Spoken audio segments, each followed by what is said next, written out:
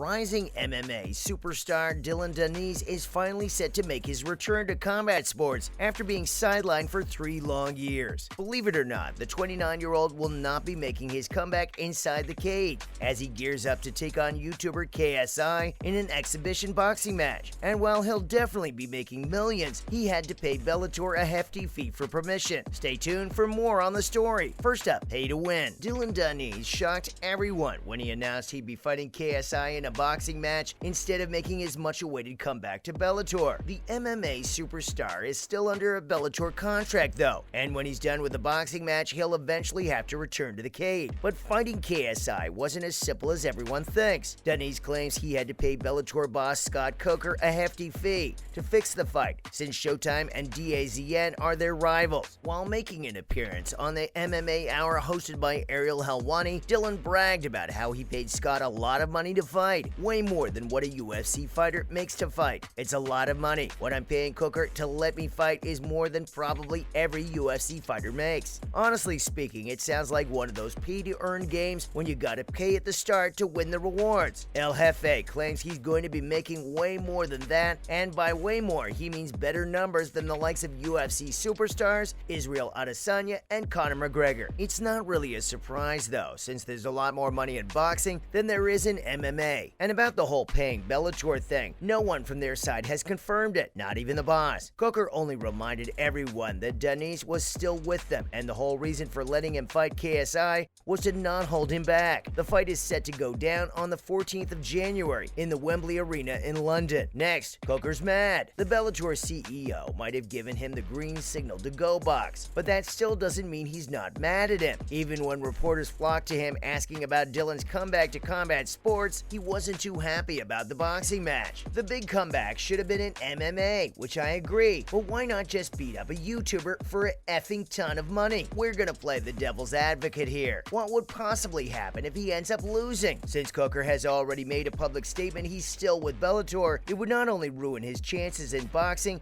but also mess up his career as an MMA fighter. We've seen Jake knocking out guys left and right, and the only reason why he hasn't been accepted yet is that he fights guys way older than him. Dillion and KSI are actually evenly matched in terms of age, and while we'd like to believe El Jefe is more skilled than the YouTuber, this is exhibition boxing, and anything can happen in exhibition boxing. But we think Scott probably had that concern in the back of his head as well. Danis is a controversial character, but that's also what makes him a fan favorite. Plus, he knows how to build hype. He's entertaining to watch and actually a pretty decent mixed martial artist. But if he loses against KSI, all that goes down the drain. He's forever going to be the guy who lost to an amateur boxer who makes videos on YouTube. So if you ask us, we think Coker has all the right to be mad at his decision. Moving on, he wasn't even the first option. Believe it or not, KSI wasn't even Dillion's first pick. The only reason why he fought him was that Logan Paul was unavailable. The 29-year-old has always had beef with the Paul brothers. Whether it was younger brother Jake or WWE superstar Logan, Dillion was always ready to cross paths and swing hands. But why did he end up having to fight KSI instead of Logan? Well, he claims everything about the bout was finalized. The contracts were signed, promoters were on board, and things were looking good. But then Logan ended up blowing out his knee during his WWE match against Roman Reigns. Dillion's team was torn. Half of them wanted to wait for the Logan fight, while the other half thought it would be better if he fought KSI. El Jefe even asked Paul if he wanted him to wait, but the WWE superstar wasn't too sure about his knee. He told Danis it could even end up taking him 6 months to recover, and that's when they went knocking on KSI's door. The YouTuber was quick to take the fight because who doesn't want to make millions of dollars in one night? And even if we're talking about Dillion's decision to fight KSI, we think it's fueled by money. He's pumped to be making so much money, and he said it himself on the MMA Hour. "I'm a jiu-jitsu guy set to make millions of dollars by boxing." We don't want to go off topic here, but this is a serious indication that MMA promotions seriously need to start paying more. Now for a career in exhibition boxing. Could Dillion actually make a career out of this one fight against KSI? Just think about it. He doesn't really have a rivalry with his current opponent, but the Paul brothers, there's so much history. Remember that one time when he was giving an interview and Jake Paul drove by and threw water balloons at him? He did try to have some fun with KSI by throwing his cowboy hat off his head. But it's not the same. Dillon's rivalry with the Paul brothers is on a different level, and it's probably because there's genuine hatred or emotions, whatever you want to call it. But here's what we're thinking. If El Jefe is able to beat KSI on the night of action in London, the Paul brothers will be all over him. Both Logan and Jake will want to take their turns at him because number one, they hate him, and number two, there are millions of dollars to be made juicing their rivalry. We know it's not exactly a traditional fighting rivalry, but if it's entertaining, then the fans are willing to pay some big bucks to watch them square off. Danis personally thinks the Paul brothers will be chasing him hard after he gets the win over KSI. His exact words were actually somewhere along the lines of how they'll be begging him to take the fight. And while the 29-year-old knows KSI is a decent boxer, he can't wait to show the world how badly he's going to hurt him. If he doesn't win, it's going to be a really sad day for the MMA community. Follow me up, the size difference. We don't want to be the bearers of bad news because if you ask the average Joe to make a comparison, Dillion comes out on top every single time. He's an actual fighter. He's a trained mixed martial artist. And KSI? Well, there's no denying he's a good boxer and athlete, but he's not the real deal. He fights amateurs. But let's forget all that for a second and talk about the clear size difference between them. KSI is much bigger than El Jefe. He usually has to cut down to cruiserweight because of his thick and wide frame. And if we're talking about the reach advantage, KSI has at least 4 inches on Danis. On the other hand, Dillion has fought in the welterweight division for the majority of his career. The fact that he'll have to put on muscle and fight outside his native weight class